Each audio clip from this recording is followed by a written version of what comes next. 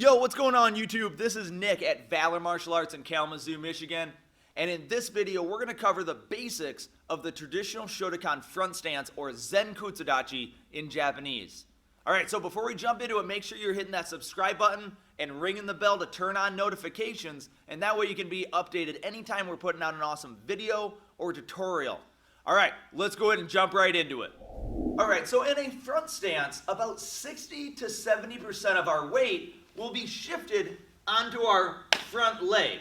Alright, so if we put our weight onto our back leg, about 60 to 70%, that would be a back stance, or Zenkutsu Dachi. So if you want to see a video on that, go ahead and click on I'll put a card up in the corner here for you to check that out. That way I can answer any questions you might have on that one as well. But as far as the front stance goes, it is going to be pretty basic, but it's going to be based on your body. Alright, so you can't necessarily watch somebody and copy exactly what they do and have a good front stance that makes sense for you.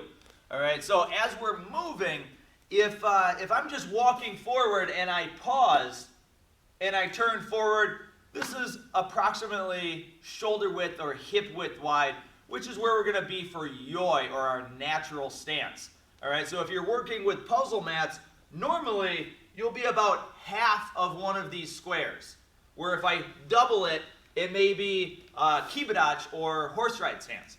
Alright, so if I'm about half of a square width, so I'm shoulder width wide, I'm going to maintain this position the entire time. So even as I step forward, if I'm stepping forward with my right leg, if my right leg is currently right on this line here, I may compress to get nice tension in my leg so I can explode forward, but I'm going to drive out to that same shoulder width position here.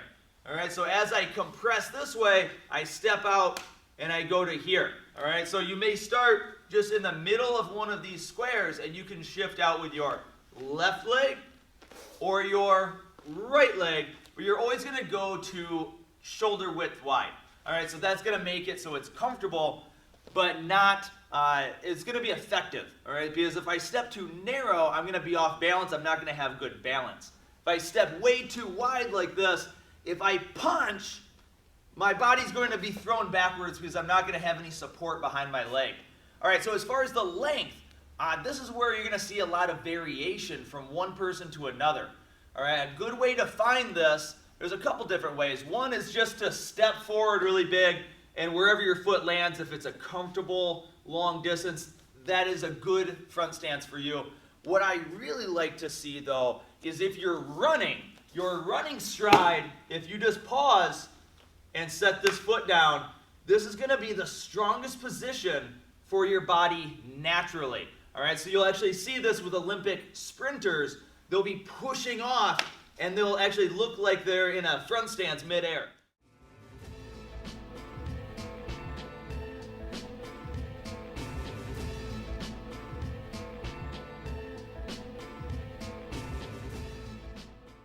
Alright, so it makes sense for how our body is made to be driving through this back leg, but exploding that front knee forward to get maximum drive towards our destination. Alright, so as I shift forward, if I'm here and I step forward, I'm driving this back leg into the ground, and my front knee is going to be bent far enough where if I look down, I can't see my toes. Alright, so I don't want it to be just barely bent at all. Alright, because I don't have my body shifting forward. You don't have to make it really, really low, because it doesn't make sense to be moving into your next position if you're basically in a very, very low lunge.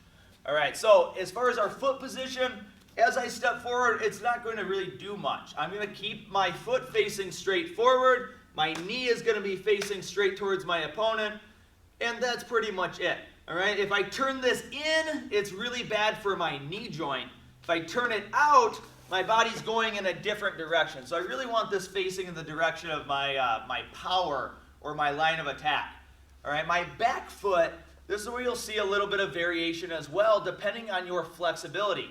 So you'll see some people that have this foot facing straight forward.